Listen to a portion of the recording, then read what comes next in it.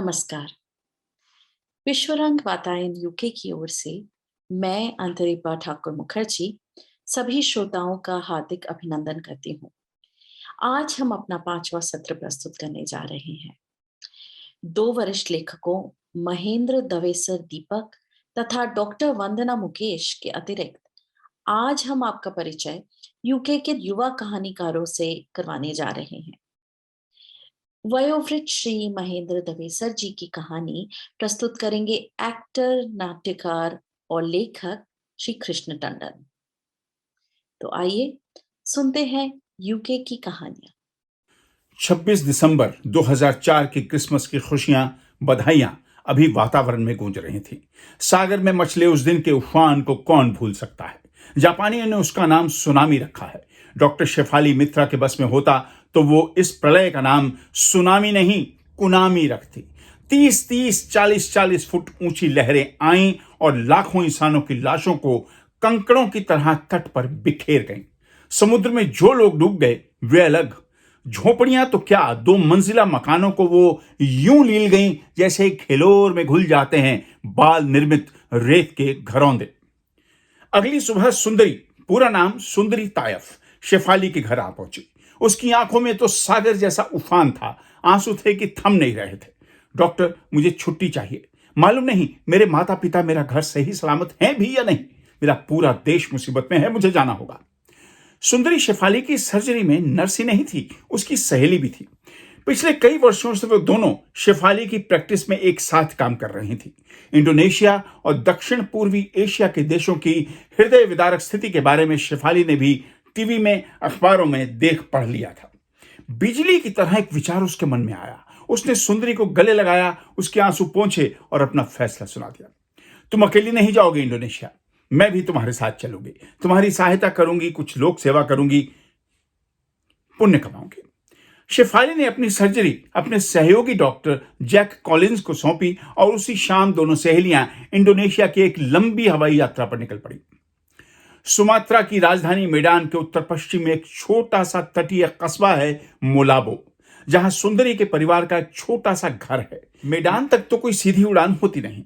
Singapore से Jakarta होते हुए वो मेडान पहुंची और वहां से दोनों सखियां बस द्वारा मोलाबो पहुंची तो रात हो चुकी थी। किस्मत अच्छी थी, इर्द गिर्द की अथाह बर्बादी के बावजूद सुंदरी का घर और उसके माता पिता सही सलामत मिल गए। दिल को तसल्ली हुई। इतने लंबे सफर के बाद दोनों बहुत थक चुकी थी, रात भर विश्राम करना जरूरी था, सो उन्होंने किया। तड़के सवेरे ही 3 साल के एक नन्हे से बालक की चीखों ने उन्हें जगा दिया। कीचड़ में लथपथ रोता हुआ यह बच्चा ईबू ईबू चिल्लाता, लड़खड़ाता हुआ सा सागर की ओर चला जा रहा था। इंडोनेशिया की भाषा में ईबू का मतलब है मां। यह बच्चा अपनी मां को ढूंढ रहा था। सुंदरी उसके पीछे भाग ली और उसे पकड़कर घर ले आई। उसने अपना नाम बतलाया, वर्जा। सुंदरी ने मां का नाम पूछा तो बालक ने जवाब दिया, ईबू। वर्जा तो मां का नाम भी नहीं जानता था। मां के रिश्ते को ही वो उसका नाम समझता था। अपने पिता का नाम उसने बतलाया, तूहान। वहां की भाषा में तूहान परमात्मा के अनेक नामों में से एक है। जब सुंदरी ने पूछा, तुम्हारे पिता कहां रहते हैं, तो बच्चे ने आसमान की ओर उंगली कर दी। स्पष्ट हो गया कि वर्जा का पिता तो पहले ही चल बसा था और कभी उसकी मां ने उसे समझाया होगा कि उसके पिता परमात्मा हैं जो ऊपर आसमान में रहते हैं।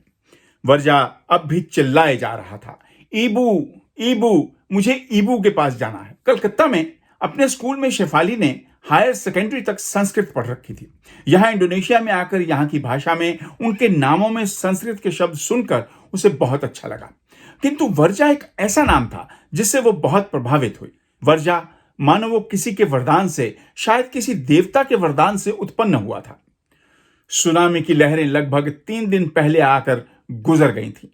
तब से यह बच्चा कहां पड़ा रहा? क्या इसकी मां भी इसके साथ थी? ऐसे कई प्रश्न शेफाली और सुंदरी के मन में जागे। शेफाली ने वर्जा का मेडिकल चेकअप किया। वो ठीक था मगर थका हुआ था, शायद 3 दिन से भूखा था और रह रहकर ईबू ईबू पुकारने लगता था। दोनों सहेलियों ने उसे खूब प्यार किया और दूध पिलाकर सुला दिया। वर्जा को सुंदरी के माता पिता के हवाले कर दोनों सहेलियां राहत के काम पर निकल गईं। रेड क्रॉस की एक टीम वहां पर पहले ही से ही पहुंची हुई थी। उस टीम में एक लेडी डॉक्टर की कमी थी। ये दोनों भी उनके साथ जुड़ गई। अपने होश में जो भी महिला वहां आती या लाई जाती, सुंदरी उससे वर्जा के बारे में पूछ लेती, लेकिन किसी से भी उसकी मां का सुराग नहीं मिला। काम बहुत कठिन था, फिर भी सुंदरी के माता पिता ने नन्हे बालक का दिल बहलाए रखा। उसे समझाया गया कि शेफाली और सुंदरी उसकी ईबू की तलाश में गई हुई हैं और उसे अपने साथ लेकर आएंगी। देर शाम को जब उसे पता चला कि उसकी ईबू नहीं मिली तो वो उदास हो गया और रोने लगा। फिर डिनर के बाद उसका बिस्तर शेफाली के साथ उसी कमरे में लगा दिया गया। रात आराम से गुजर रही थी, गुजर जाती, मगर एक भयानक सपने के बाद ईबू ईबू चिल्लाता वर्जा शेफाली के बिस्तर में आ घुसा। एक प्यार की लहर उसके अंतर में जागी और उसने वर्जा को अपनी बाहों में भींच लिया और चुंबनों से उसका मुखड़ा धो दिया। तभी एक विचार उसके मन में आया, एक विचित्र विचार, विचार जो विचित्र तो था ही, पवित्र भी था। वो भी तो बन सकती है वर्जा की मां, वर्जा उसका बेटा भी तो बन सकता है। धीरे धीरे वर्जा के साथ उसका प्यार बढ़ने लगा और वो भी शेफाली के साथ घुलने लगा। सुंदरी ने शेफाली को लाख समझाया कि वो इस बच्चे से क्यों इतना मोह बढ़ा रही है। एक ना एक दिन तो उसे वर्जा को यहां छोड़कर इंग्लैंड जाना पड़ेगा। और एक दिन तो उसने सुंदरी को साफ कह दिया, इंग्लैंड हम दोनों नहीं, हम तीनों जाएंगे। वर्जा हमारे साथ जाएगा, मैं उसे गोद ले लूंगी। क्या आप सचमुच सीरियस हैं? आप बनेंगे एक कुंवारी मां? यह क्यों जरूरी है कि मां बनने के लिए नारी किसी पुरुष की तृप्त वासना का बीज अपने अंदर ग्रहण करे? शेफाली और सुंदरी अब अस्पताल के काम में शामिल हो गई। उसके लिए उन्हें इंग्लैंड में डॉक्टर कॉलिंस की अनुमति जरूरी थी, सो सौभाग्य से मिल गई। यदि डॉक्टर ना भी कह देते तो ये दोनों त्याग पत्र देने को भी तैयार थी। यहां अस्पताल में एक हॉल खाली करवाना पड़ा था, जहां वर्जा जैसे कई अनाथ बच्चों की देख रेख का प्रबंध किया गया था। वर्जा भी वहां रहने लगा और सुंदरी भी वहीं काम पर लग गई। शेफाली अस्पताल से वक्त निकालकर प्रतिदिन वर्जा को देखने जाती। अब तो वो शेफाली को अपनी सगी मां समझने लगा था, उसे ईबू ईबू कहकर बुलाने लगा था। उसके इस संबोधन से शेफाली भी अपने को भरी पूरी मां समझने लगी। मुलाबो में रहते उसे अब 5 महीने हो चले थे। उसने सोचा इंग्लैंड लौटने से पहले अब वर्जा को गोद लेने की कार्रवाई शुरू कर देनी चाहिए। अतः उसने अपनी अर्जी अधिकारियों को भेज दी। उसे इंटरव्यू के लिए बुलाया गया। वार्तानुवाद के लिए सुंदरी उसके साथ थी। 5 व्यक्तियों की एक कमेटी बैठी हुई थी, जिसका चेयरमैन था हाजी अब्दुल सलाम। इंटरव्यू में कई सवाल पूछे गए। तुम अकेली आई हो, अपने खाविंद को क्यों नहीं साथ लाई? अकेली हूं, शादी नहीं की, लेकिन बच्चे को तो बाप भी चाहिए होगा ना, फिर क्या करोगे? इस प्रश्न का उसके पास कोई उत्तर नहीं था। लड़का मुसलमान है, तुम हिंदू हो, हम इसे दूसरे मजहब में कैसे भेज सकते हैं? लड़का तो मुसलमान घर में ही जाएगा। मजहब का वास्ता देकर आप उससे उसका यह हक क्यों छीनते हैं? बच्चा मुझे पहचानने लगा है और ईबू ईबू कहकर बुलाता है। लेकिन मजहब आड़े आ ही गया और शेफाली की अर्जी नामंजूर हो गई। वो सुंदरी के साथ बिल्डिंग से बाहर निकली ही थी कि हाजी अब्दुल सलाम ने पीछे से आकर उसके कंधे पर हाथ रख दिया। फिर उसे एक तरफ ले जाकर टूटी फूटी अंग्रेजी में बोला, I marry you, you marry me and go England, and वर्जा गो इंग्लैंड। वो चिल्लाई, England? Not England, you go to hell. वो मुट्ठियां भींचे आगे बढ़ गई। अब उसकी समझ में आया कि उसकी अर्जी क्यों स्वीकार नहीं की गई थी। शेफाली ने सोच लिया कि हो चुकी लोक सेवा और इसका जो इनाम उसे मिलना था मिल चुका। अब उसे वापस इंग्लैंड लौट जाना चाहिए। सुंदरी भी वापस जाने को तैयार हो गई और दोनों ने वापसी की फ्लाइट बुक कर ली। मुलाबो में यह शेफाली का अंतिम दिन था। आज वो अपने को खाली खाली महसूस कर रही थी। वर्जा तो बस आज ही का हीरो है। उसके खिलौने टूट जाएंगे, कपड़े छोटे हो जाएंगे या फट जाएंगे और उसे याद भी नहीं रहेगा कि दूर इंग्लैंड से कभी कोई आई थी उसके साथ वो रिश्ता जोड़ने जो आमतौर पर हर किसी को जिंदगी में एक बार मिलता है, मगर उसको दूसरी बार मिल रहा था। ये कैसा अभागा है जो दूसरी बार यतीम हो रहा है। अब वे मेडान एयरपोर्ट पहुंच गए हैं। शेफाली और सुंदरी चेक इन कर चुके हैं। शेफाली ने सबसे हाथ मिलाया, फिर वर्जा को गोद में लिया और उसे बाहों में भरकर 1000 बार चूमा और एक झटके के साथ अलग हो गई और सुंदरी के साथ आगे बढ़ चली। तभी वर्जा की चीखों ने एयरपोर्ट की बिल्डिंग को सिर पर उठा लिया। ईबू ईबू मत जाओ, ईबू वापिस आ जाओ, ईबू देखो वर्जा रो रहा है। तब सुंदरी ने शेफाली को टोका, पीछे मुड़कर मत देखना, वो और रोएगा। उन दोनों के ठीक पीछे पीछे चले आ रहे थे एक पति पत्नी। पत्नी की पुश्चैर में था उनका बच्चा। शेफाली उनकी बातें सुन रही थी। पत्नी ने पति से कहा, नन्हा सा इतना प्यारा बच्चा है और ये माँ उसे छोड़कर जा रही है। कैसी है ये माँ? मैं तो किसी हालत में अपना बच्चा यूं छोड़कर ना जाऊं। ये हराम का होगा। इसलिए धन्यवाद। नमस्कार। वॉल्सोल इंग्लैंड से मैं वंदना मुकेश। विश्व रंग 2022 के समस्त आयोजकों एवं सह आयोजक वातायन यूके के प्रति हार्दिक आभार व्यक्त करती हूँ इस अवसर के लिए और अपनी कहानी सुनाती हूँ। शीर्षक है अजनबी शहर में। आज मौसम फिर बेहद उदास था। सूरज देवता रजाई में ऐसे दुबके थे कि पूरा सप्ताह ही बीत गया। यहाँ सुबह 8 बजे तक अंधेरा ही रहता है। चेहरे को बर्फ बनाती तीखी हवाओं का सामना करते हुए ही सुभाष को रोज काम पर निकलना होता था। 2 शनिवार रविवार मिलाकर अब तीसरा सप्ताह अंत दस्तक दे रहा था। कमरे में काफी अंधेरा था। उसे महसूस हुआ कि वह काफी देर से जागा हुआ है। उसने रजाई में से हाथ निकालकर अंदाज से टेबल पर से फोन उठाया। घड़ी में सिर्फ 6:05। उसे कुछ निराशा सी हुई। वास्तव में वह जगा हुआ था। उसकी आंखें पूरी तरह खुली हुई थी और ज्ञानेंद्रियां एकदम सचेत। शनिवार की सुबह 6:05। कौन उठता है इतनी सुबह? वैसे भी सप्ताह तो जैसे तैसे निकल जाता है, लेकिन सप्ताहांत तो इतना लंबा हो जाता है। उसने कस के आंखें बंद कर ली, इतनी कसकर कि उसे महसूस हुआ कि उसका चेहरा बिल्कुल सिकुड़ गया है। माथा सहलाता हुआ मम्मी का हाथ, फिर पीठ दबाते मम्मी के हाथ, और फिर गाल थपथपाते हुए एक लाड़ भरी सी आवाज़, उठ बाबू उठ, चाय बना रही हूँ, जल्दी उठ ले, सुबह का समय, पढ़ ले। उसे यह सब अक्सर सपने की बातें लगती थी। मम्मी चली जाती, पता नहीं कब मम्मी जगाने आती थी। ऐसा लगता था मम्मी जगाने आती है या सुलाने। सुबह सुबह गहरी नींद में सोए सुभाष को इसके बाद कुछ याद नहीं रहता था। बेटा उठ जाओ, अब 8 बज गए, तुम्हें उठना नहीं है क्या? यह पुकार कानों में पड़ने से पहले ही विलीन हो जाती। रजाई को कस के दबा के इसके बाद नींद जो सुभाष को आती, उसका कोई मुकाबला नहीं था। फिर मम्मी की दूसरी आवाज़ आती, अरे राजकुमार उठ जा, कितनी देर तक सोएगा? इसके प्रत्युत्तर में तो एक हुंकारा बिना जाने समझे ही निकल जाता था। मम्मी की तीसरी चौथी आवाज़ पर आंखें मीचे मीचे बड़ी मुश्किल से एक आंख से कोने खोलने की कोशिश करता। ऐसा लगता मानो आंख में गोंद लगा हो। आंखें खुलने को ही तैयार नहीं होती। लेकिन जब 5वीं 6वीं आवाज़ के बाद मम्मी के जब सुर बदल जाते तो मानो सब प्रयास मन और मस्तिष्क दोनों को जगाता और आंख बंद किए ही कुर्सी पर बैठ जाता। सुभाष ने फ़ोन में समय देखा, 6:15। उसने फिर रजाई ऊपर खींच ली। उजाला अब भी नहीं हुआ था। अभी तो पूरा दिसंबर बाकी है। उसकी उंगलियां महीने गिनने लगी। अभी तो पूरे 10 महीने बाकी हैं। 3 सप्ताह हुए थे। उसने इस टापू का चप्पा चप्पा छान डाला था। अंग्रेज ही अंग्रेज। उन्हें देखकर वह अपने और भीतर घुसने का नाकाम प्रयास करता रहता। पहले तो खुद होकर कोई बात नहीं करता। दूसरी बात, उसे उनकी अंग्रेजी समझ नहीं आती थी। ऐसा नहीं कि सिर्फ उसे ही उनकी अंग्रेजी समझ नहीं आती थी, उन्हें भी उसकी अंग्रेजी समझ में नहीं आती थी। लेकिन उसकी नौकरी इन दोनों समस्याओं का पूरा हल थी। आईटी टेक्निकल सपोर्ट टीम में तो गूंगा भी चल सकता है। फिर ईमेल तो था ही।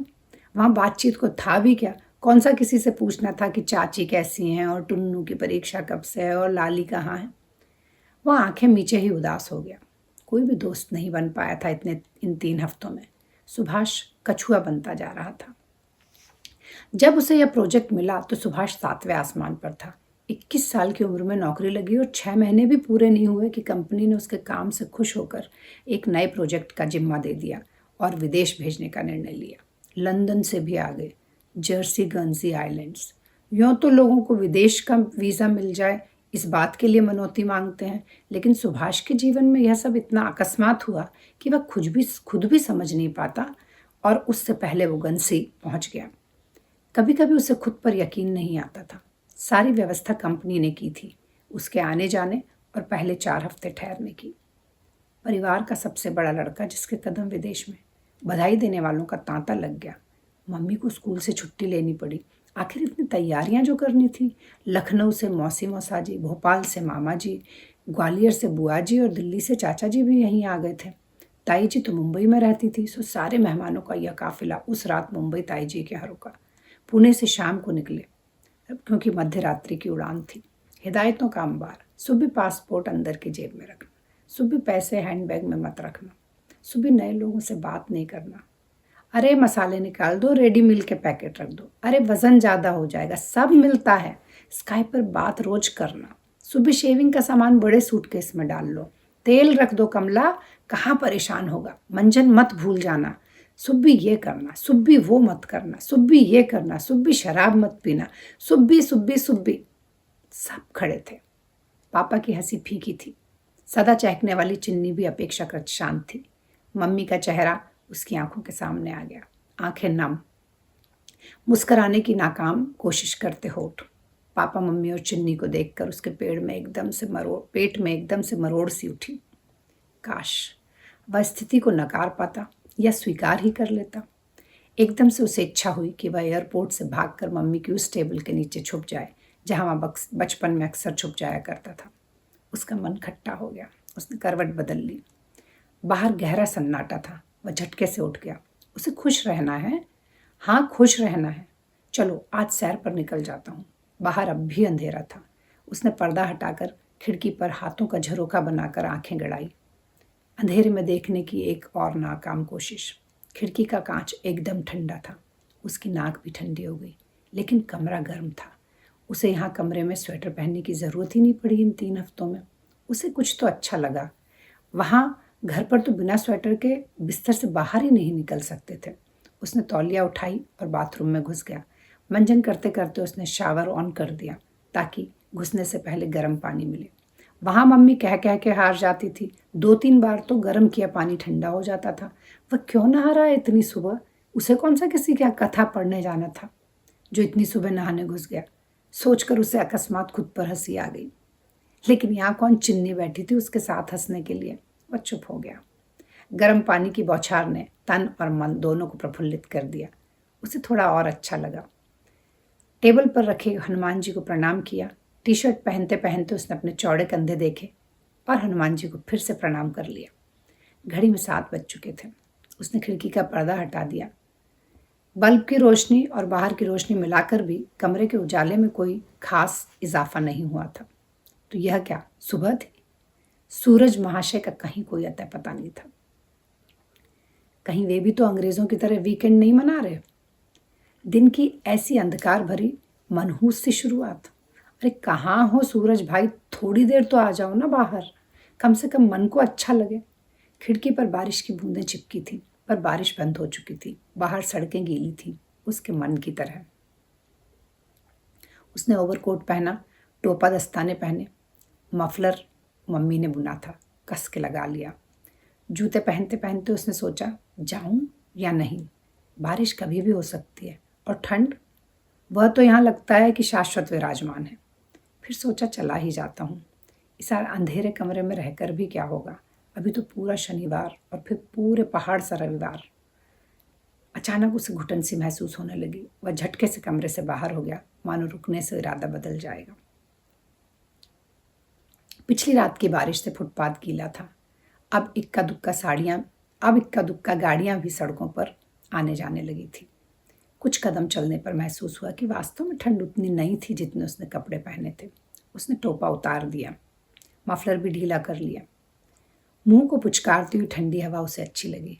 उसने भी मन ही मन हवा को एक चुंबन दे डाला। फुटपाथ पर उसके चलने से जूतों की पिच पिच पिच पिच की आवाज़ आने लगी। उसने नीचे देखा। फुटपाथ पर कुछ भूरी बदरंग और गीली पत्तियों की जाजम बिछी हुई थी। अचानक वह सावधान हो गया। एकदम चिकना, एक एक पैर जमा के चलने लगा। फिसलन भरा फुटपाथ, जहां तक नजर जा रही थी पत्तियां ही पत्तियां, गिचपिच भूरी बदरंगी। जूतों में उसकी उंगलियां भिज गईं। फिर पेड़ों की आखिरी पुनगी तक होते हुए जब आसमान की तरफ नजर दौड़ गई तो अचानक देखा, अरे यह क्या? पेड़ एकदम नंगे, पर बेशर्म नहीं। अपनी पत्र विहीनता के बाद भी उन पर चिड़ियों के कुछ घोंसले सुभाष को नजर आए। उसे वे वृक्ष बड़े ही भले लगे। क्या अजीब सी बात थी। सुभाष दार्शनिक होने लगा। प्रकृति की गोद में मनुष्य सब कुछ भूल सा जाता है। उसने आज तक इतनी बारीकी से न कभी पत्तियां देखी थी, न कभी पेड़। धीरे धीरे बूंदाबांदी बढ़ने लगी। उसने घड़ी देखी, 8:30 बज चुके थे। बारिश के कारण उसे धुंधला नजर आ रहा था, लेकिन न चश्मा उतारने का मन हुआ, न टोपी पहनने का। भीगता हुआ वह आगे बढ़ा जा रहा था। बारिश बढ़ गई थी, लेकिन अब वह अकेला नहीं था। जब बूंदें धरती पर पड़ती तो कदमों की ताल पर वह बहुत ध्यान से उसमें छुपे संगीत को सुनने की कोशिश करने लगा। लेकिन अब सड़क पर गाड़ियों की आवाजाही बढ़ गई थी, जिसके कारण वह संगीत को ढंग से सुन नहीं पा रहा था। लेकिन उसकी चाल जरूर बदल गई थी, वह लययुक्त हो गई थी। अचानक उसे पत्तियों में तरह तरह के रंग नजर आने लगे। सामने से आता सफेद झबरा कुत्ता अपने मालिक के साथ बड़ा इतराता हुआ चल के आ रहा था। सुभाष भी उसकी नकल करते हुए चलने लगा। इस बात का एहसास उसे तब हुआ जब कुत्ते के मालिक ने उसे घूर कर देखा। वह एकाएक रुक गया, आंखें नीचे की तो देखा छोटा सा कुत्ता भी अपनी बड़ी बड़ी आंखों से सुभाष को घूर रहा था, मानो वह भी समझ गया हो। सुभाष को समझ में नहीं आया कि अपने बचकानेपन पर हंसे या एकदम गंभीर मुद्रा बनाकर शर्मिंदगी दिखाए। बारिश एकदम से तेज हो गई और सब आगे बढ़ गए। अब लगभग 9:30 बज चुके थे। सड़कें लोगों से भरने लगी थी। फिर कमरे पर जाना होगा। उसे घूमते हुए लगभग 1.5-2 घंटे हो चुके थे। उसका चेहरा उदासी से भरने लगा। सूरज भाई साहब भी थोड़ा बहुत ताका झाकी करने की मस्ती में लग रहे थे। कुछ भूख सी भी लगने लगी थी, लेकिन बाजार के बेस्वाद सैंडविच के बारे में सोचते ही उसका मुंह का स्वाद बिगड़ गया। और फिर पैसे भी तो बहुत, खैर घर जाके खा लेगा कुछ। फिर दिन कैसे निकलेगा, अभी तो रविवार भी। खैर कमरे पर तो जाना ही था। उसके कदम फिर से सुस्त हो गए। वह खुद को ढोकर घर की ओर धकेलने लगा। चेहरे पर कई मन उदासी छा गई। सुभाष सुस्त कदमों से बढ़ता जा रहा था कि अचानक उसको अपनी आंखों पर यकीन नहीं हुआ। उसकी धड़कनें एकदम तेज हो गई, इतनी तेज जिन्हें वह साफ साफ सुन सकता था। उसने सहम कर एक बार भी अपने आसपास देखा कि कहीं किसी ने उसकी धड़कनें तो नहीं सुन ली। उसे लगा कि उसका दिल उछलकर हाथ में ही आ जाएगा। सामने से आता व्यक्ति सांवले रंग का था। गोरों के देश में इतने दिनों बाद अपने रंग के व्यक्ति का दिख जाना उसे एकदम चमत्कार की भांति लग रहा था। हो न हो यह आदमी भारतीय ही है। वह उत्साह से भर गया था। उसे अनुभव हुआ कि अब तक तनी हुई उसकी शिराएं एकदम ढीली हो गई थी। उसकी उदासी कब की रुफू चक्कर हो गई उसे पता ही न चला। मुस्कान की एक पतली सी रेखा उसके होठों और बंद आंखों पर सहज तैर गई। वह भीड़ चीरता हुआ बढ़ चला उसके पीछे पीछे। उसकी आंखें उसी आदमी का पीछा कर रही थी। वह काफी दूर था। वह नहीं चाहता था कि उसकी खुशी उसकी आंखों से ओझल हो जाए। 1-2 आदमियों से टकरा भी गया, किंतु उसकी आंखों ने उस व्यक्ति का पीछा न छोड़ा। सुनिए सुनिए, एक्सक्यूज मी। सुभाष की आवाज सुनकर वह पलटा। क्या आप भारतीय हैं? सुभाष ने अंग्रेजी में पूछा। नहीं, उसने सर हिलाया। सुभाष का चेहरा एकदम बुझ गया। वह बिजली के बल्ब की तरह फुक हो गया। क्या आप भारतीय हैं? उस आदमी ने पूछा। सुभाष को सहसा अपने कानों पर विश्वास नहीं हुआ। वह हिंदी में पूछ रहा था। सुभाष ने पलट कर देखा। सुभाष की गर्दन अविश्वसनीयता में ही हाँ में हिली। सुभाष ने उसी अविश्वसनीयता में उसने उस आदमी का निरीक्षण भी किया। लगता है भारतीय ही है, शायद मुझे बुद्धू बना रहा है। उसकी बुझे चेहरे पर एक बार फिर से चमक सी आ गई। आप सच बोल रहे हैं? आप हिंदी में कैसे बोल सकते हैं? उसका असमंजस उसकी आवाज से साफ साफ झलक रहा था। वह मुस्कुराया। मैं मॉरिशस से हूँ, हिंदी आती है मुझे, मेरे पूर्वज भारतीय थे। इसके बाद तो न जाने बातों का ऐसा सिलसिला शुरू हुआ जो खत्म ही नहीं होता था। कितनी ही बातें की दोनों ने। पूरा दिन दोनों साथ साथ घूमते रहे।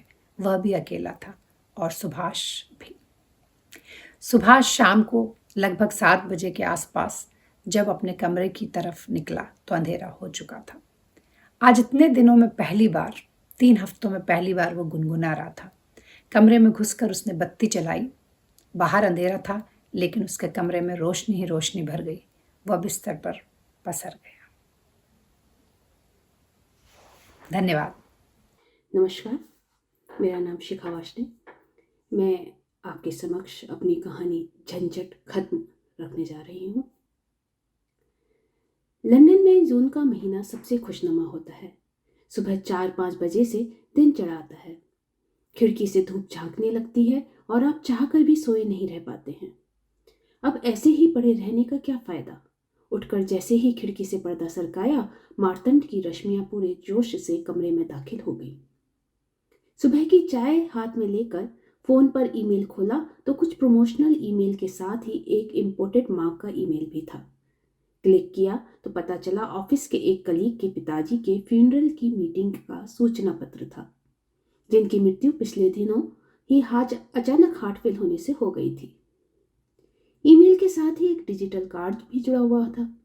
इसमें 2 पंक्तियों के एक संदेश के साथ मीटिंग यानी फ्यूनरल टी की जगह का पता, तारीख और समय लिखे हुए थे और साथ में RSVP में उनके बेटे का नाम भी लिखा हुआ था। यानी आप शामिल होंगे या नहीं इसकी सूचना नियत समय से पहले देनी थी, जिससे कि वो आने वाले के हिसाब से इंतजाम कर सकें। उनकी मृत्यु के दिन तो जाने का सवाल ही नहीं था, बस घरवाले ही मिलकर उसी दिन उनका संस्कार कराए थे। सब कुछ व्यवस्थित था ही, बस फ्यूनरल सर्विस को फोन किया और सब हो गया। हम सबको दूसरे दिन खबर लगी थी तो बस कलीग को एक संवेदना वाला संदेश ही भेज दिया था, पर अब मैसेज आया है तो इसमें तो जाना चाहिए। चाय का स्वाद अचानक फीका सा हो गया। पता नहीं ऐसी कोई ड्रेस भी अलमारी में है या नहीं, फिर वहां जाकर करना क्या होता है यह भी तो नहीं पता। वैसे जैसा सुना है लोगों से, यहाँ तो बहुत ही सभ्य और व्यवस्थित तरीके से सब होता है। सब सज धज कर जाते हैं, खाते पीते हैं, मृतक के कुछ नजदीकी लोग उनकी याद में कुछ भाषण देते हैं और बस फिर सब हाथ मिलाकर अपने अपने घर चले जाते हैं। यूं तो यहाँ जो भी होता है अब वो फ्यूजन सही होता है। यहाँ की व्यवस्था और अपने धर्म समुदाय के मुताबिक थोड़ा सामंजस्य बैठाकर काम कर लिए जाते हैं। जैसे मृत्यु पर भी हम भारतीय लोग तो बिना बुलाए भी चले जाते हैं दुख प्रकट करने। फिर संस्कार के बाद एक जगह पर कुछ ड्रिंक्स की व्यवस्था होती है और बस वहां मिलने जुलने की औपचारिकता और शोक और दुख प्रकट करना पूरा हो जाता है। फिर मरने वाला कोई ऐसी हस्ती हो जिसका कि सामाजिक दायरा और पद बड़ा हो तो कुछ दिन बाद सेलिब्रेशन ऑफ लाइफ नाम से एक भोज और सभा रखी जाती है, जहां फिर लोग मृतक को याद कर अपनी अपनी बात कहते हैं। परंतु हमारे लोग अपने यहाँ की 13वीं और इनका सेलिब्रेशन ऑफ लाइफ दोनों का फ्यूजन मिलाकर एक भोज सभा सी रख लेते हैं, जिसमें मृतक के सभी जानने वालों को औपचारिक रूप से बुला लिया जाता है। नहीं करने वाले नहीं भी करते, जो भी हो काफी व्यवस्थित सा होता है सब कुछ।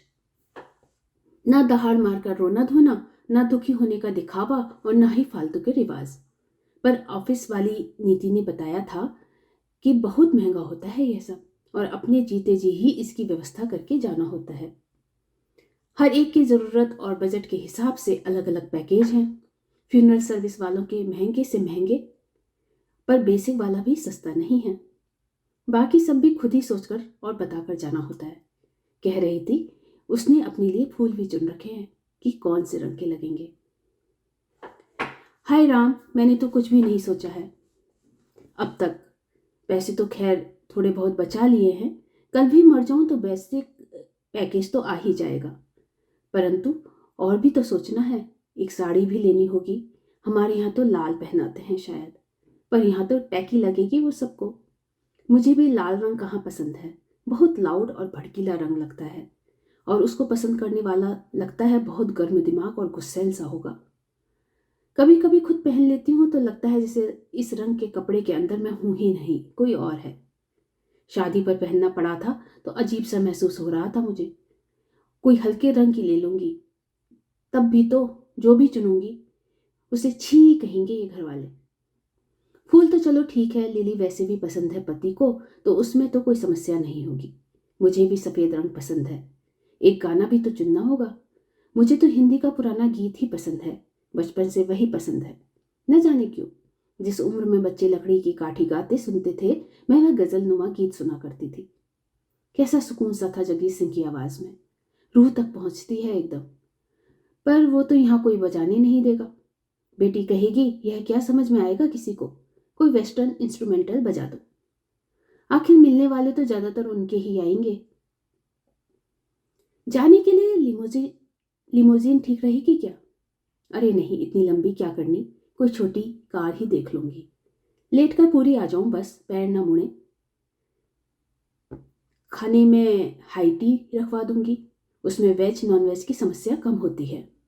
समोसा तो ये अंग्रेज भी शौक से खा लेते हैं, साथ में एक दो तरह के सैंडविच। मन तो मेरा सुशी रखवाने का है, यह जापानी व्यंजन बेहद पसंद है मुझे। समुद्री सिवार सा ये जीवन, उस पर सख्त मुलायम सब्जियों रूपी सुख दुख को जमाए रखने के लिए स्टिकी चावल से ये रिश्ते, ये जिंदगी भी सुशी सी ही तो है, छोटी रंगीन पर अपने आप में संपूर्ण। परंतु फिर पति का नाक मुंह सिकुड़ेगा, बेकार में बच्चों की आफत होगी, जाने दो। ये खाना पीना तो वो अपने आप देख लेंगे अपने हिसाब से। ड्रिंक का तो मुझे वैसे भी पता नहीं, यूं भी ज्यादा कोई कुछ करेगा नहीं, वरना मन तो मेरा है कि एक खास कविता कोई पढ़ दे वहां मेरे नाम से। पर बेटा और पति तो पढ़ने से रहे, बेटी शायद पढ़ दे, पर वहां सुनेगा कौन? छोड़ो, कहेंगे जीते जी तो फालतू काम करती रही, मरकर भी बोर कर रही है।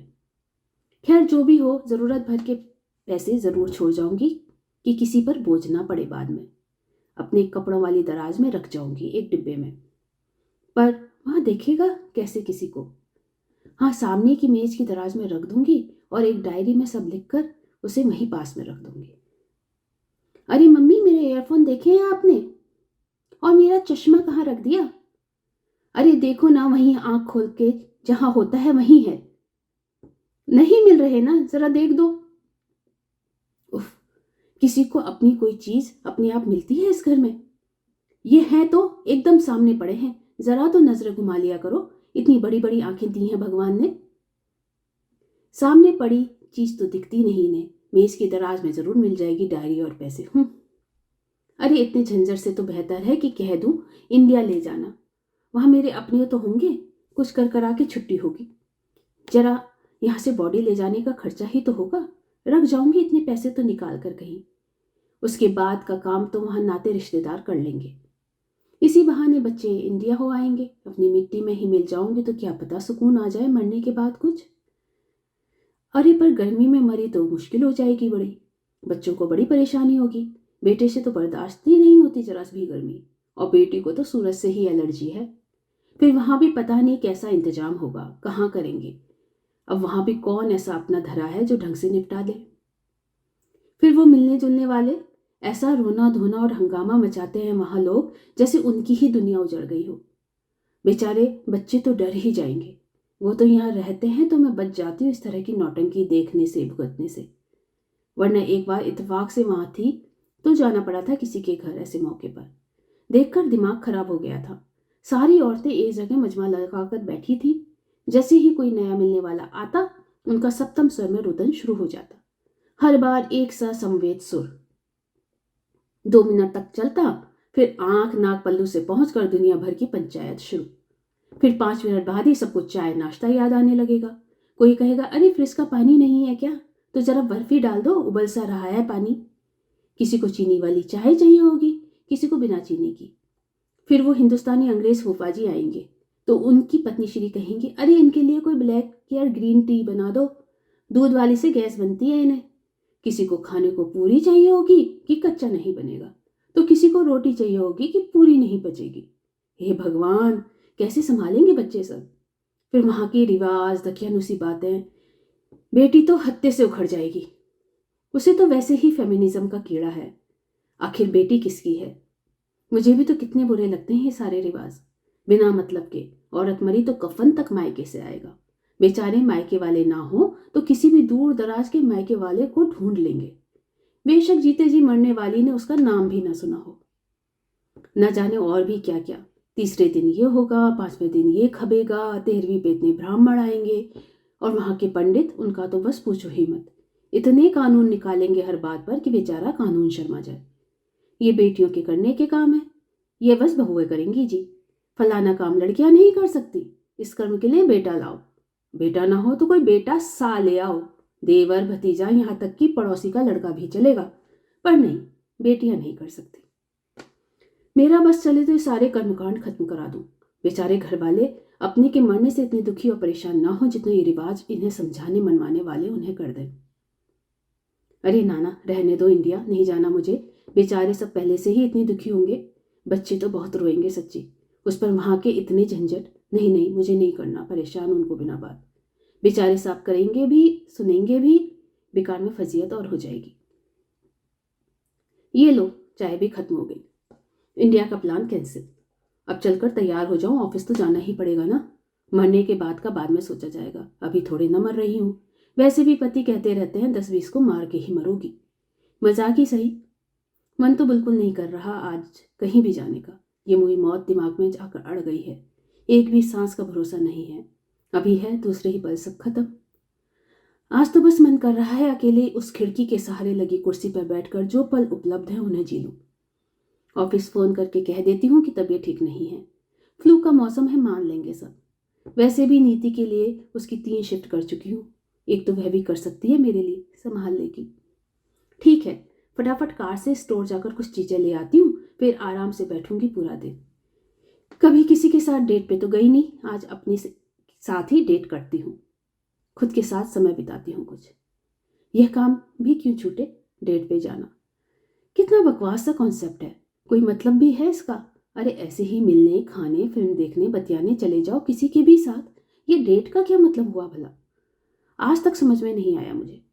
वैसे भी ये इश्क रोमांस कभी पचा ही नहीं मुझे, पर करती है दुनिया। आजकल तो फैशन है और बढ़ गया है। अब तो हर चीज़ की date, movie date, dinner date, अलाना डेट, फलाना डेट। ठीक है, एक सेल्फ डेट भी करके देख लेते हैं, यह काम भी खत्म हो। कार का रेडियो, बेबी डॉल में सोने दी, चैनल चेंज, यो यो हनी सिंह। उफ, इन हिंदी रेडियो वालों को भी चलाने को कुछ ढंग का नहीं मिलता। अब सुनिए समाचार और मौसम की जानकारी। चलो यही ठीक है। विज्ञापन। बिना अंग प्रत्यारोपण के मरने वालों में दक्षिणी एशिया मूल के मरीजों की संख्या सर्वाधिक है, क्योंकि वे अपने अंग दान नहीं करते। कृपया मृत्युपरांत अपने अंग और शरीर दान कीजिए और किसी की जिंदगी बचाइए।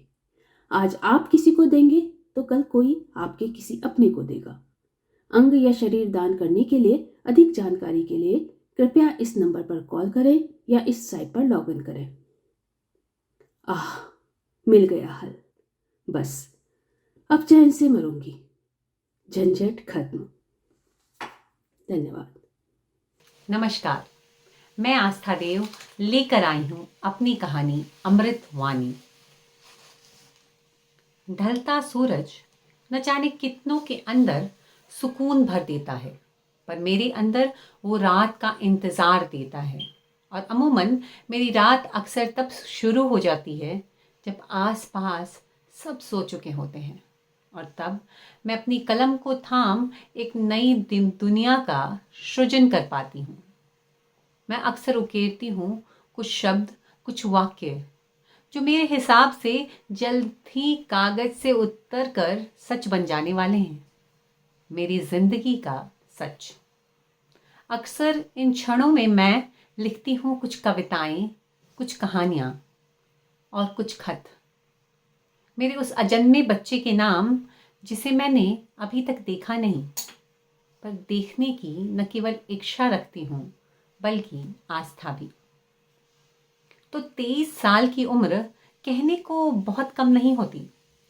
सरकारी नियमों से देखें तो शादी की उम्र से 5 साल आगे ही है, पर जो उम्र होती है ना, वो बरसों में नहीं गिनी जानी चाहिए। उसे गिनना चाहिए अनुभवों में, और हर बुरे अनुभव के साथ उम्र में कम से कम 5 गुना इजाफा होना चाहिए। तो जिसे जीवन के 22 साल किताबें पढ़ने और तमगे बटोरने के लिए वाहवाही मिली हो, जीवन को पढ़ लेने की उसकी इच्छा नकल के बराबर होती है। मेरे साथ भी ऐसा ही था शायद। लंबे समय तक ना अपनी शारीरिक सुंदरता को लेकर मुझ में कोई खास सजगता थी, न ही उसकी कोई महत्ता मेरी नजरों में। कपड़े साफ और इस्त्री किए होने चाहिए थे बस, उन पर बहुत ज़्यादा ऊर्जा खर्च करने में विश्वास नहीं रखती थी मैं। हाँ, कोशिश बस इतनी रहती थी कि अगर मुझे वो सारे मौके मिल रहे हैं जो एक पुरुष को इस समाज में मिलते हैं, तो कहीं इस रूप रंग के आडंबर में फंसकर मैं जीवन के किसी अवसर को खो न दूं। मैं अपने आप को एक उदाहरण के रूप में स्थापित करना चाहती थी, केवल खुद के लिए नहीं, उन लोगों के लिए भी जो मेरे माता पिता पर अक्सर फप्तियां कसते रहते कि उन्होंने लड़की की परवरिश लड़की की तरह नहीं की। आज मेरे माता पिता को गर्व था मेरी छोटी बड़ी उपलब्धियों पर, और मेरे लिए अब इतना बहुत था। पर समय कहते हैं ना, कभी एक सा नहीं रहता। इसे मेरी खुशकिस्मती कहो कि मेरे लिए 22-23 साल एक सा ही रहा। सकारात्मक, आशा से ओतप्रोत, अवसरों से परिपूर्ण, मुझे आगे बढ़ाने वाला और मेरी प्रतिभा को चमकाने वाला। तो जब मुझे लगा कि अब मैं उन अपेक्षाओं पर खरी उतरी हूं जो मेरा परिवार, मेरा समाज मुझसे करता है, तो मैं क्या देखती हूं कि हर कंप्यूटर गेम की तरह हम प्रवेश कर चुके हैं अगले स्तर पर, और इस बार सारा का सारा क्रीड़ा क्षेत्र पूरी तरह बदल चुका है। इस बार मेरे उन गुणों को सराहा जा रहा था जिन्हें मैंने अर्जित नहीं किया था। वो या तो आनुवांशिक थे या प्रकृति प्रदत्त। मेरा रंग, रूप, शरीर की बनावट, यही नहीं, उनमें कुछ चीजों में मीन मेक भी निकाली जा रही थी। जैसे मेरी लंबाई का जरूरत से ज्यादा होना, मेरा दुबला पतला होना, पर मिला जुला कर मुझे अच्छा ही कहा जा रहा था। तो ये जो उपलब्धि थी, ये मुफ्त का लड्डू था। खाकर दुखी होने का सवाल ही कहां उठता है। मैं भी खुश थी इन नए मापदंडों पर खरी उतरकर। पर जिसने कंप्यूटर को इतना जाना हो, इतना पढ़ा हो, वो कैसे ये भूल सकती है कि नए खेल की नई चुनौतियां मुंह बाएं खड़ी होंगी। तो पिछला जो भी सीखा, सिखाया, पढ़ा, पढ़ाया था, वो इस खेल के इस स्तर पे बेमायनी था।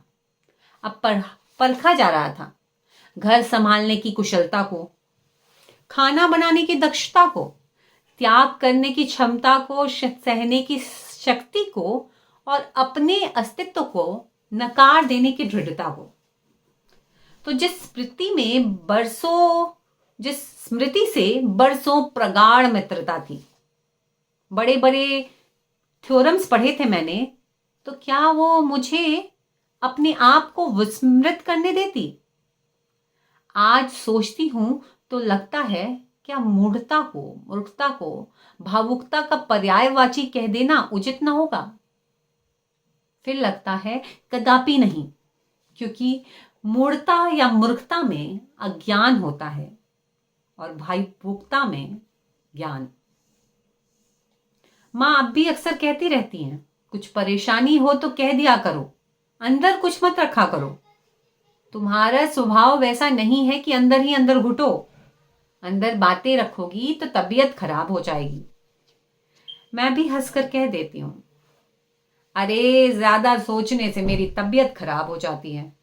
मैं इतना नहीं सोच सकती ना मां, तुम भी थोड़ा कम सोचा करो।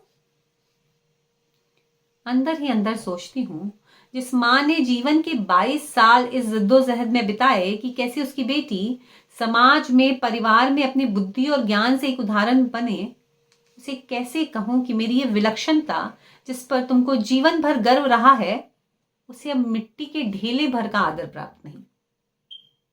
क्योंकि तुम मुझे हमेशा भीड़ से अलग रखना चाहती थी, मैं अब उस भीड़ में गुम हो जाना चाहती हूं ताकि कोई मुझ पर उंगली ना उठाए, क्योंकि वो उंगली कुछ क्षण में तुम्हारी ओर घूम जाती है।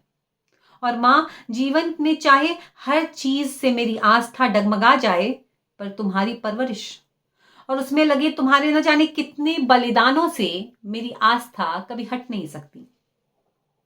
दुनिया में मैं कितनी भी साधारण हो जाऊं, पर तुम हमेशा एक असाधारण माँ रहोगी मेरी दृष्टि में, और शायद इसलिए ये माँ बनना कभी आसान नहीं होने वाला मेरे लिए। तुमने स्टैंडर्ड ही इतने ऊंचे सेट कर दिए हैं। इस बार मातृत्व की ये यात्रा और कठिन है। पिछली 2 बार गर्भपात की से जूझकर जब मैं उठी थी तो मैंने कभी बंद और कभी खुली आंखों से स्वार्थ का नंगा नाच देखा था। मैंने देखा था अहंकार की विभत्सता को। ये तो इंसान की कुटिलता से ये मेरा पहला परिचय न था, पर परिवार का शब्दार्थ भावार्थ सब बदल चुका था। मैंने देखा था मुस्कुराते आत्मीय चेहरों के पीछे की कुरूप मानसिकता को जो बस दोष निकालना जानती है, पर त्याग नहीं करती, सेवा नहीं करती, बलिदान नहीं करती, और प्रेम, उसका तो सवाल ही नहीं उठता है। हाँ, उन क्षणों की विवशता ने हमारे पति पत्नी के रिश्ते को सतही नहीं रहने दिया था। शादी के शुरुआती शारीरिक आकर्षण ने अब मोह का गहरा रंग ले लिया था, क्योंकि हम दोनों अब एक ही यात्रा के पथिक थे। उन्हें भी पता है कि जिस तरह बस कुछ समय में हम एक ही खुशी को साझा करेंगे, गुजरे हुए कल में हुई गलतियों में हम दोनों की बराबर की साझेदारी थी। हाँ, शब्दों में वो इसे कहना नहीं चाहते, न ही वो आरोप प्रत्यारोप कर वो अन्य किसी रिश्ते की मर्यादा को भंग करना चाहते हैं, पर मोह बहुत गहरा है उनका मुझसे, बहुत गहरा। तभी तो उनके लिए मेरा होना बहुत मायने रखता है। सालों बाद जब हमारे बच्चे बड़े होंगे ना, तो मैं बताऊंगी उन्हें कि उनके पिता ने उनकी मां को चुना था जब चुनने की बारी आई थी। वो अक्सर कहते हैं, क्यों याद करती हो उन दिनों को, जो गुजर गया उसे छोड़ो, आने वाले कल पर ध्यान दो। पर आज भी वो दृश्य आंखों के आगे आ जाता है तो सहम जाती हूं मैं। कैसे दूसरी बार हॉस्पिटल आना पड़ गया था, बस इस कारण से कि नाजुक गर्भावस्था में जब मेरा शरीर कमजोर था तो मेरा मन एक छोटे से मानसिक दबाव से बिखर गया, और फिर तबीयत इतनी बिगड़ गई कि हॉस्पिटल में मेरी सांसें भी गिरने लगी। तब कहा था उन्होंने, डॉक्टर, मैं इंतजार नहीं करना चाहता, मुझे बस मेरी पत्नी चाहिए और कुछ भी नहीं। मोह की वह पराकाष्ठा थी। और इस बार जब हमने ये यात्रा प्रारंभ की, एक बार फिर वो मुझे अपने आप से वैसे ही संभालते हैं जैसे मैं कोई बहुत ही नाजुक सी चीज हूं, और वो मुझे बचा लेना चाहते हैं हर हाल में, हर नकारात्मकता से। जैसे वो ख्याल रखते हैं ना। एक बात तो मुझे पता चल ही गई है कि पिता वो बड़े कमाल के बनने वाले हैं। इन 9 महीनों के दौरान जिस रफ्तार में उन्होंने हर बार गाड़ी चलाई है, वो उतनी ही धीमी थी जितने धीमे ये इंतजार के क्षण गुजरे थे। यहां तक कि पैदल चलने वाला भी हमसे आगे निकल जाता, पर वो ये होने नहीं देना चाहते थे कि एक भी स्पीड ब्रेकर का झटका, हल्का सा भी झटका हमें लगे, इसलिए कि तेज रफ्तार या किसी झटके से मुझे या होने वाले बच्चे को कोई परेशानी ना हो जाए। तो दूसरे गर्भपात से 2 साल 2 महीने 19 दिन आगे खड़ी हूं मैं आज दोपहर से थोड़ी बेचैनी सी लग रही है। पेट में बच्चे ने घूमना बहुत कम कर दिया है। गर्भावस्था के अंतिम पड़ाव पर यह आम बात है, पर आज कुछ अलग सा है। चाहती नहीं मां को चिंता में डालूं, फिर भी कहे बिना नहीं रहा जा रहा। मां, सुनती हो? थोड़ी बेचैनी सी है, बच्चा घूम नहीं रहा, बहुत शांत है आज दोपहर से। क्या? अरे दिन तो चढ़ ही गए हैं, चलो हॉस्पिटल जाते हैं, मां बोली। मां, इसलिए तुम्हें कुछ नहीं कहती, तुम इतना हड़बड़ा जाती हो। अभी शाम हुई है, खाना खाकर देखती हूं, जूस पीकर देखती हूं। मां थोड़ी मायूस होकर बोली, बेटा अस्पताल जाते हैं, कुछ नहीं हुआ तो खाने के वक्त तक लौट आएंगे, पर अभी चलना ही होगा। माँ अड़ गई। शायद इन आखिरी क्षणों में वो कोई भी लापरवाही नहीं करना चाहती थी। उन्होंने कहा, अच्छा, माँ कह रही हैं तो चलो, कुछ नहीं तो हवा खा कर आएंगे। फिर ऐसा लगा मानो समय गुजर ही नहीं रहा, उड़ रहा है। जब तक अस्पताल पहुंची, हल्का हल्का दर्द शुरू हो गया था। डॉक्टर ने जांच के बाद कह दिया, समय हो गया है, प्रसूति कक्ष में जाना होगा 1 घंटे में। माँ ने आकर सर पर हाथ फिराया, पर ये स्पर्श, ये तो बहुत ही अलग था। इसमें वो अनुशासन की दृढ़ता नहीं थी। माँ बोली, बेटा, एक बात कहूं, याद रखना, अगर ईश्वर भी चाहे ना तो बच्चे को दुनिया में नहीं ला सकते। यहां तक कि उन्हें भी दुनिया में आने के लिए माँ ही के द्वारा ही गुजरना पड़ता है। इसलिए एक माँ जो चाहे वो कर सकती है। दर्द होगा, बहुत दर्द होगा, घबराना नहीं, तुम कर सकती हो।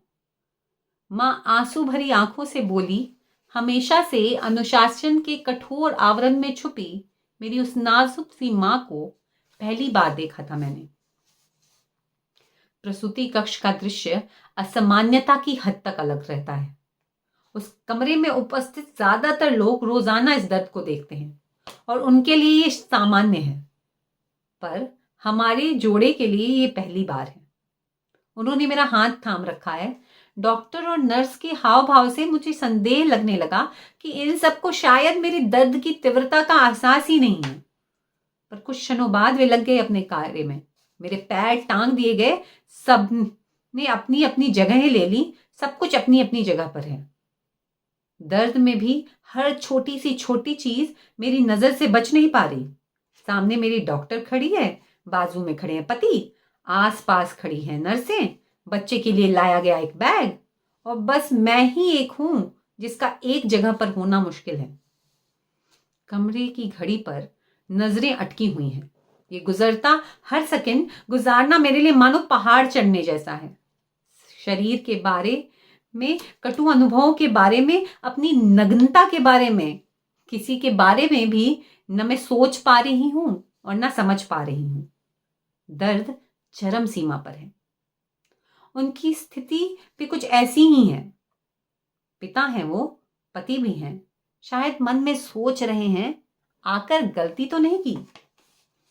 डॉक्टर ने शायद मेरा ध्यान बटाने के लिए मुझसे बात शुरू कर दी, ताकि मेरा ध्यान दर्द की तीव्रता और स्थिति की गंभीरता से हटे।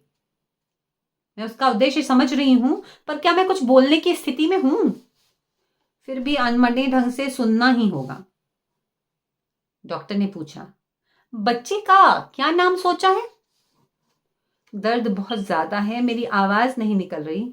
पति ने तपाक से उत्तर दिया, लड़की हुई तो कहेंगे अश्विता, और लड़का हुआ तो? डॉक्टर ने पूछा। वो तपाक से बोले, सोचा नहीं है, लड़की ही होगी। इतनी तेज दर्द में भी मुझे गुस्सा और भी तेज आया। ऐसा कैसे कह सकते हैं? पर मैंने कुछ कहा नहीं। डॉक्टर ने ठिठोली की, लड़का हुआ तो उसे अनाम कह देंगे। मैं बोल पड़ी, मैंने सोचा है लड़की का नाम भी। अरे, दर्द की ऐसी की तैसी, मेरा बच्चा अनाम? मेरे अंदर की मां ये सह नहीं सकती थी।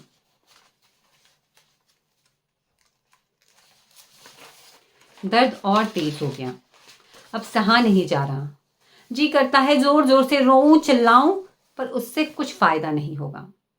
मैंने हर विषय की तरह इस विषय पर भी पढ़ने में कोई कमी नहीं छोड़ी है, तो बस अपनी सांसों पर ध्यान केंद्रित कर रही हूं। ये प्राण वायु ही जीवन का ईंधन है, इसलिए शायद इस पर ध्यान देना मन को शांत करता है। जीवन की हर परीक्षा की तरह मुझ पढ़ाकू ने मातृत्व की इस परीक्षा के बारे में भी बहुत पढ़ा था, पर सोचा न था कि प्रसव के बारे में पढ़ना और उस दर्द से गुजरना इतना कठिन होगा। कोशिश पर कोशिश। और डॉक्टर ने कहा, एक आखिरी बार कोशिश करो। वो क्षण, वो छोटा कमरा, उसमें लगी घड़ी, आसपास खड़ी नर्सें, मेडिकल औजार, वो सामने की खिड़की, वो डॉक्टर, मेरा पति, सब धूमिल हो गए हैं। अचानक से उसके रोने ने सारे कमरे को एक अद्वितीय खुशी के आवरण से ढक लिया है। कुछ और दिखाई नहीं दे रहा, बस उसका रोना अमृत सा कानों में घुल रहा है। डॉक्टर ने कहा, बधाई हो, अश्विता आई है। फिर कानों ने वो सुना जो जीवन के अंतिम पलों तक कानों में गूंजेगा। एक पिता की हंसी उस बच्ची के रुदन के साथ जो हमारी बच्ची थी। हे ईश्वर, मेरे अंतिम क्षणों में मुझे राम नाम नहीं सुनना। जब मृत्यु मेरे दरवाजे पर आए, इस क्षण को मेरी स्मृति में जीवंत कर देना। मुझे इस पिता की हंसी के साथ हमारी बेटी के रुदन को सुनना है। इस स्वर में एक पिता की 2 साल 2 महीने 19 दिन की वो प्रतीक्षा है जिसका दर्द कभी आंसू बनकर नहीं छलका, और पुत्री का नए संसार में आगमन का वो संगीत है जिसमें अचरज ही अचरज है। हे ईश्वर, अगर अमृतवाणी कुछ है तो यही है, यही है। मेरी कहानी को सुनने के लिए आप सबका बहुत बहुत धन्यवाद।